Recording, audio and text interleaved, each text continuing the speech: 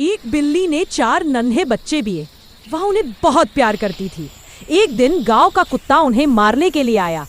बिल्ली ने अपने बच्चों को झोपड़ी के नीचे छिपा दिया और खुद बहादुरी से कुत्ते के सामने खड़ी हो गई। उसने डर दिखाने की बजाय चालाकी से आवाजें और हरकतें की, जिससे कुत्ता घबरा गया और भाग गया। धीरे धीरे कुत्ते को अपनी गलती का एहसास हुआ।